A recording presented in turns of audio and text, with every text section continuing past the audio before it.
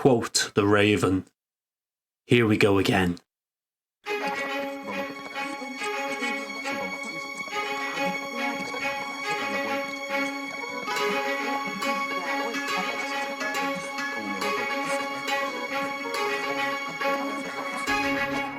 Hello there everyone, welcome back to another Star Wars Galaxy of Heroes video. So before we get into the meat and drink of this video, I just want to point out that we are going to be on Twitch this evening. I am on Twitch 6 days a week currently, 3 evenings a week and 3 afternoons a week. So if you haven't already, check me out on Twitch, give me a follow, be nice to see you there. Okay, so let's get into the content of this video.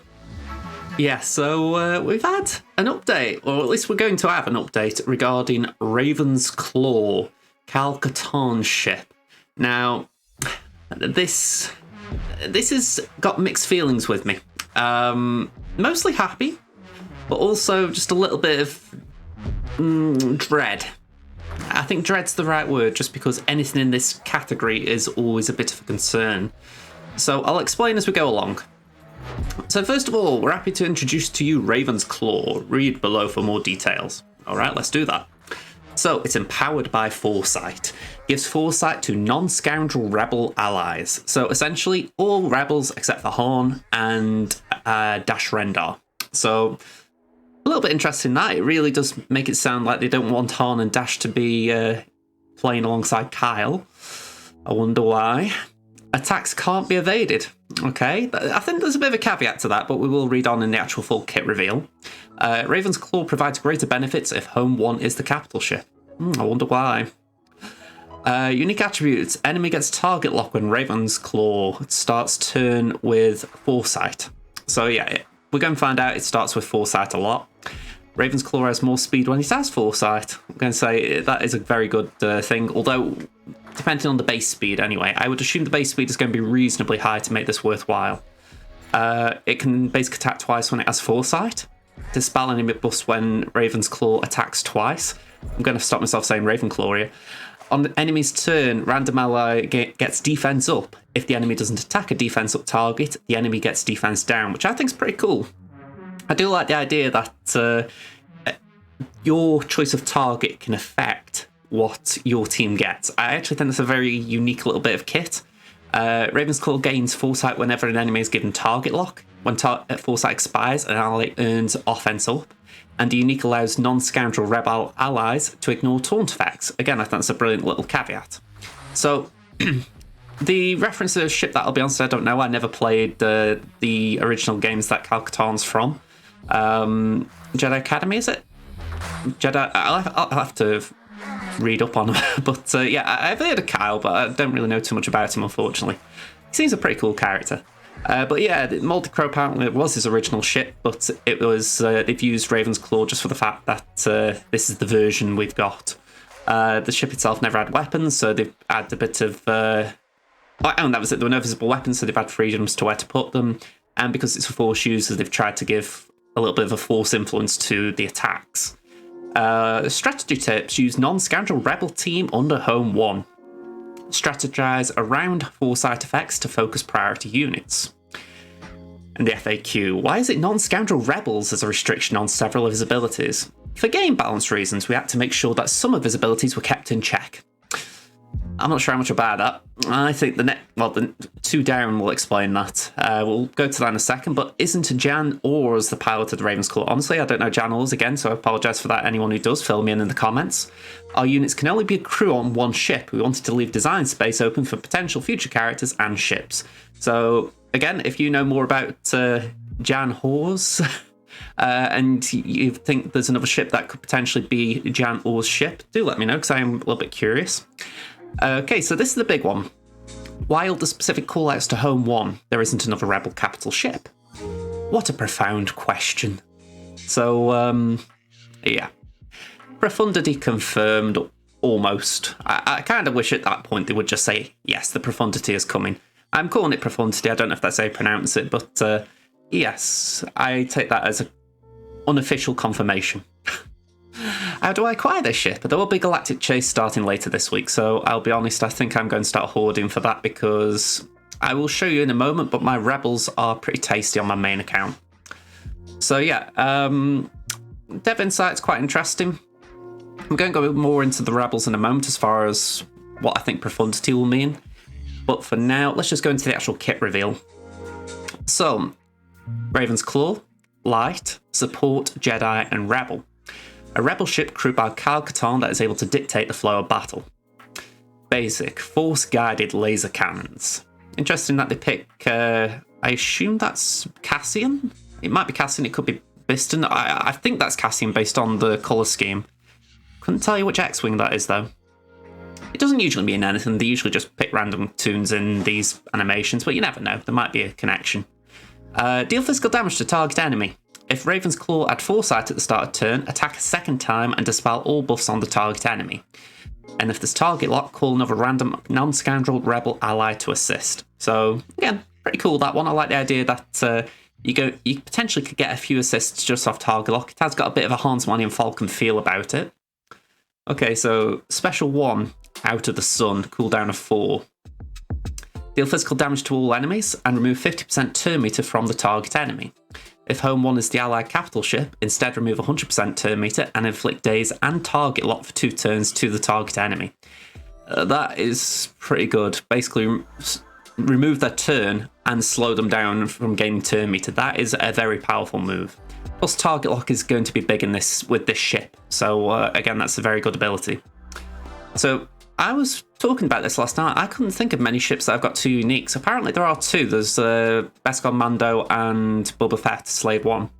But other than that, I can't think of many who've got 2 uniques. So it's quite a rare one that they decide to put 2 in. But yeah, Unique 1, Battle Flow Manipulation. Final text, at the start of battle, or when reinforced, which I think is quite interesting, for each other active non-scoundrel rebel ally, Raven's Claw gains 40% max health for the rest of battle. Raven's Claw's attacks can't be evaded. Non-scoundrel rebel allies gain 10% offense. If Ohm 1 is the allied capital ship, non-scoundrel rebel allies instead gain 30% offense. So a little bit of a jump, that's safe to say. A random non-scoundrel rebel ally who didn't have defense up gains defense up for 1 turn at the start of each enemy's turn. If a non-scoundrel rebel ally without defense up is damaged by an enemy attack, that enemy is inflicted with defense down for 1 turn, which cannot be resisted. I'll be honest at this point, I'm kind of just wish they'd say, if Han and Dash aren't in this team. Non-scoundrel rebel ally is just such a mouthful. Okay, so Unique 2, Guiding Foresight. Whenever an allied non-scoundrel rebel ship assists another non-scoundrel rebel ship, it gains Foresight for 2 turns. Allied non-scoundrel rebel ships with Foresight can ignore taunt effects, which I think this is where it's going to get interesting. All right, CC Cleaner, don't go interrupting me while I'm talking. There you go. If they attack an enemy with without a taunt effect, their Foresight is dispelled. So I think that is pretty cool, because I've got Executor in my mind, and I'm thinking, suppose now I want to go straight for... what's his name? Razor Crest, I can't think of the ship's name. In theory, I could take a few turns at it just for the fact that if you got Biston's a fast ship anyway, so you can go straight for for Razor Crest anyway with Biston. But it also means that if Houndstooth then takes a turn, because obviously it gains turn meter whenever an ally is attacked, it means that you can continue to go for Razor Crest. So in theory, there is something good there. I'm not sure if it will be able to beat Executive Pure, because if you're not allowed harm, it's going to become very tricky. But it all depends how fast this ship is and how powerful it makes the rebels that are available. So I'm curious how it comes out during the experimentation phase, but I get the feeling it could be quite interesting. So whenever an enemy is inflicted with target lock, oh, hang on, I think I might have missed a bit there. There we go, I did miss a bit. If the attacking enemy without taunt effect, the game, their Foresight is dispelled. So again, that is pretty cool, the idea that essentially you're not going to permanently be able to ignore taunt, but as long as you've got Foresight, you can. So it's a nice little caveat. You know, it's like, okay, we're going to give you ways of keeping this going, but don't expect it to go up forever. If Raven's Claw starts its turn with Foresight, inflict target lock on random enemy who didn't already have it for 2 turns, which cannot be resisted. If Ohm 1 is the allied capital ship, whenever Foresight expires on a non-scoundrel rebel ship, that ship gains offense up for 1 turn. Whenever an enemy is inflicted with target lock, Raven's Claw gains Foresight for 2 turns. Again, quite interesting, it allows it to ignore taunt, so pretty cool. Again, I've got Phantom in my head there. Phantom Reinforcement, you can use the target lock special. That will give Raven's Claw foresight, so therefore it can ignore taunt. So there's something there, I think. And you've got something similar, I think, with Ghost. Maybe not inflicting target lock, but I do believe there is target lock synergy that's pretty decent. Biggs as well comes to mind. I'll be honest, I'm going to stop there. I could keep going. While Raven's Claw has foresight, it has plus 50 speed. So again, I would assume that is going to be very big. I mean, let me just go back to the start of this unique. It didn't say it started with foresight, did it? Yeah, I don't think they start with foresight. So that is quite interesting. Yeah, quite interesting that. So you probably want someone like Biston to go first anyway, so they can gain foresight, and then the speed on Raven's Claw goes up. So yeah, quite interesting. Anyway, reinforcement. Your shields will fail. Final text. Enter battle. Raven's Claw gains critical damage up and stealth for 2 turns, and target enemy is inflicted with vulnerable for 2 turns, which cannot be resisted. Not too sure about that. Don't think there's much viability there, at least in a normal fleet. If you wanted to use this ship outside of the designated fleet, the targeting, maybe you could find some use there as far as bringing it into high to get vulnerable to maybe deal a heavy blow on someone. But yeah, I'm not too sure about the benefit of starting. I mean, just imagine you started, say, Wedge, Biggs, Ghost, just for argument's sake, they're non-scoundrel rebels. You wouldn't want to bring this in, because those 3 would really suffer to start with. So yeah, I'm looking at this and I'm thinking, this really feels like it's a starting ship. And to be honest, new ships really need to be starters, for the most part. Okay, so I'm going to shut these down. Here we go. And I'm just going to open up Tammin. We have got territory war going on today. By the way, Mandos, I do need to attack, so I will get onto that after I've finished recording and editing. Oh, the joys of this game, I'll tell you. Okay, so if we just go here, let's go to my collection. So yeah, this is my main account for those of you new to the channel. And let me just show my rebels, because yeah, I've put a fair bit of work into my rebels. I've still got a few of my favourites. Kyle is oddly enough my current farm. Yeah, I've just got him to gear 12 yesterday, so he's going to Rally 5, obviously, for Starkiller. I've got a few other tunes as well that I've prioritised, including Radis, which is going to be key, I think. But yeah, what I'm going to do is I'm just going to go open squads up, and let's just create a new tab. Just do that for now. I'm going to actually just theorise what I think could be requirements, because I don't know if this is going to be a GL ship, the Profundity, but it does feel like it's going to be big. So the question is going to be, who will they want? And what I would start with, if we're just, you know, coming up with ideas who maybe would be a good idea to farm, I think I would put the likes of Akbar, just because he's the current capital ship, so it kind of makes sense. The idea of, if you're going to go for the new one, get the current one.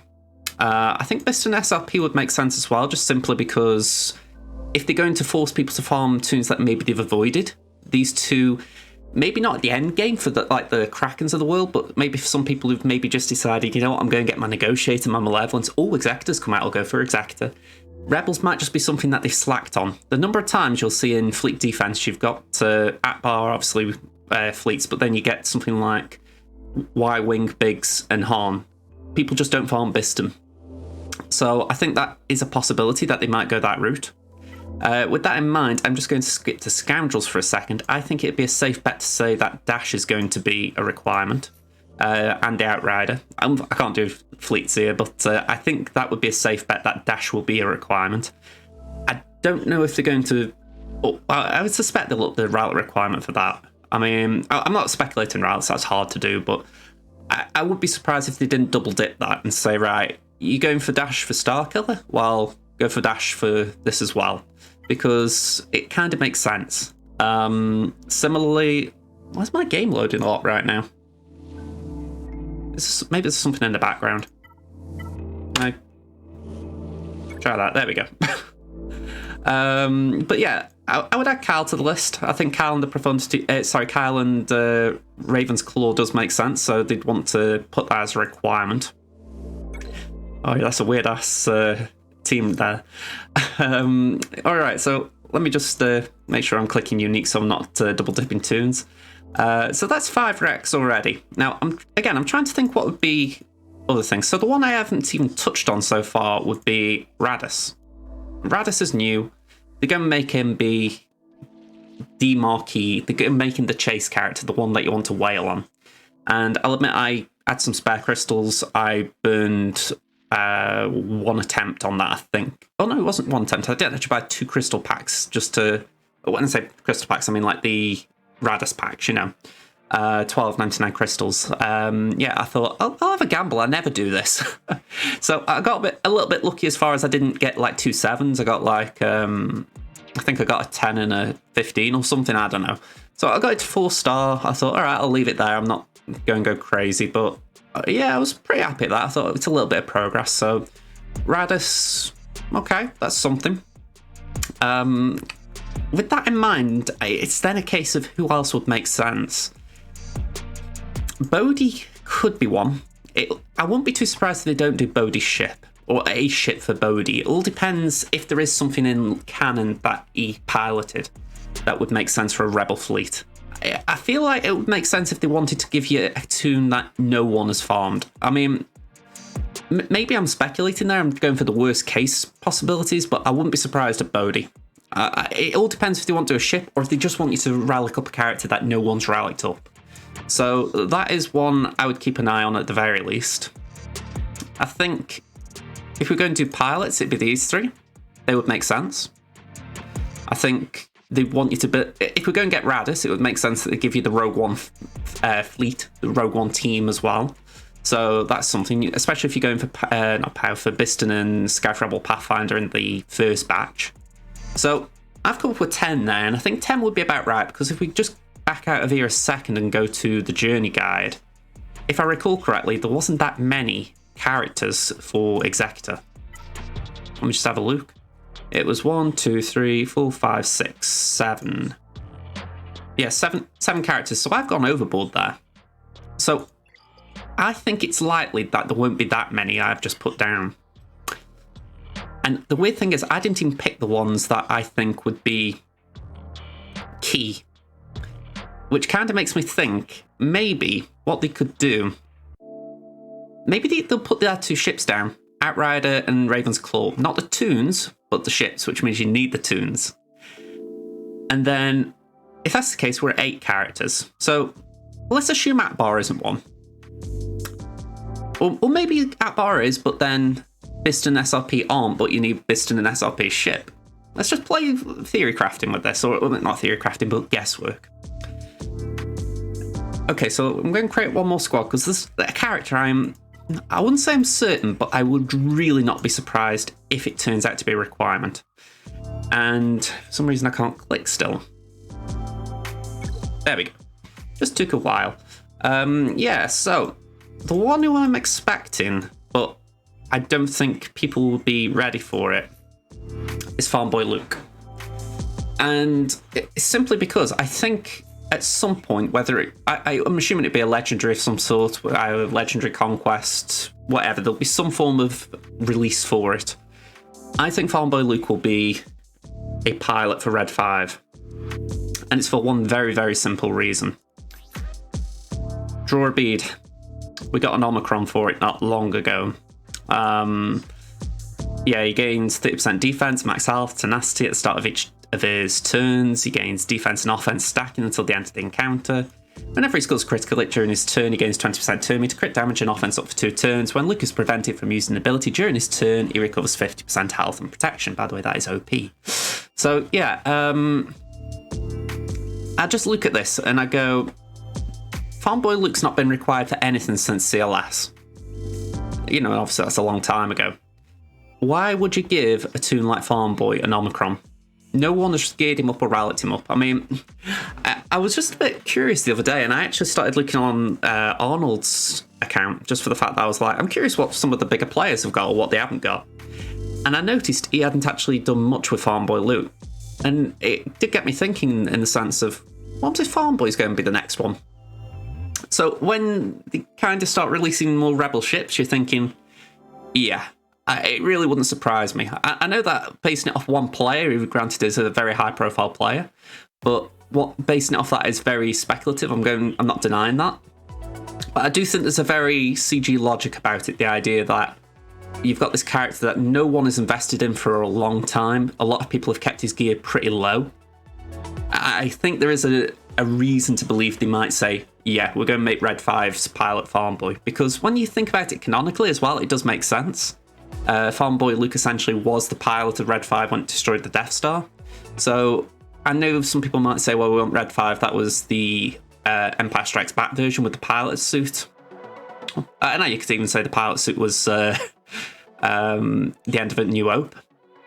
But I think they could probably get away with that. It might not be clean looking, especially if they use the same character model, but I think it would make sense. I was actually just thinking that, I wonder if they could actually rework his entire kit to be a pilot.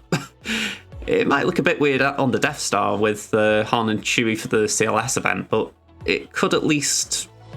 I don't know, that was just me theorising it, but I stand by my point. The Omicron was random. You know, a lot of the Omicrons we've had have had some theme. Like when you think Juhani, Omicron, you think, okay, something is going to happen with the Old Republic. You know, we've got Malgus coming in. I wouldn't be surprised if the next GL isn't Old Republic related. So yeah, the next capital ship is going to be a Rebel capital ship. So for me, this was like the first clue, the first sign of something. So yeah, again, this is all speculation. I'm not telling people to go out and relocate Farm Boy Luke for Red 5, but what I would do is I would just keep an eye on him. Keep an eye on him and your favourites. And if the time comes that it's announced that Red 5 is coming, he's right there ready and waiting for you. As far as anything else that I think could be involved, I don't think there is anything that is massive that they would say, oh yes, go for this. I mean, when you think about it, Lobot's got nothing to do with fleets, so that even though it would be an undergeared tune for most people, I don't think they'd connect it. Baze and Chirrut, they were never really pilots, so it wouldn't make sense. They could maybe slap the Phoenix tunes in there. It's certainly not a beyond the realms possibility. I wouldn't be surprised if they don't try and make the Phoenix tunes more relevant. Force people to relic them up so that they need them. But I'd be surprised if you actually needed to gear them to unlock it. So, yeah, how I'm viewing it, I'm thinking, okay, if I just put confirm there we go. If we go, we've got Atbar, we've got the ship for these two. We've got the two ships here, so that's 3 ships, 1 tune. 2 tunes, 3 ships. 3 tunes, 2 ships. We're going to do 3 tunes and a ship here. And then we've got another tune. So that is kind of the same number as Exacta, so maybe 1 or 2 more. I do think those are some of the key ones to look out for. Let's leave it at that. Again, I might be out with my numbers. There might be 1 ship missing, 1 tune missing. Maybe 1 tune too many, whatever. But that is the general gist of what I'm thinking. That they're probably going to give you things that you need, but you've not farmed. There's going to be things that you don't want, and you haven't really got any use for, like Bodhi. And then you've got a chase tune like Radis. I mean, I think everyone knows Radis is going to be a requirement for whatever this is. But if we're assuming it's a Galactic Legend ship like Exacta, then I'm thinking, all right, there'll be at least multiple requirements required at Relic. If it's more of a Radis style event, then yeah, I think some of these will be off because you won't need the tunes for Radis and Finalize. You only need the ships. So that would be beneficial. I think I'd much prefer just chasing ships rather than pilots. But I would be surprised if they did that because I think they might like the model Exacta produced. But anyway, I've rambled a little bit there because I've been talking off the top of my head. So I want to hear your thoughts. Let's go here a moment. There we go. So what do you think about Profundity? Because, I mean, I'm talking about Profundity. We've actually got Raven's Claw here. So let me first of all, let me know what you think about Raven's Claw, because personally I actually think the ship could be good. I think it will buff up those non-scoundrel rebel ships. I don't think it'll be OP. I think what it's intended to be is a Han's Millennium Falcon replacement, so that when Han and Dash go with Profundity, Kyle can cover for them essentially and keep some of that fleet going. But yeah, I think the end of the home one team as we know it is on the horizon, and I'm curious what it looks like. I'm curious what the future looks like because, yeah, I've really enjoyed my Rebels. I think the Rebel fleet has been my baby for so long that I can't say I particularly want that era to end, but this is how these things go. So, what are your thoughts? Let me know in the comments below. Alright, so I'm going to end it here. If you haven't already, hit the like button, subscribe to the channel if you haven't already, and I'll see you in the next video. Bye for now, everyone.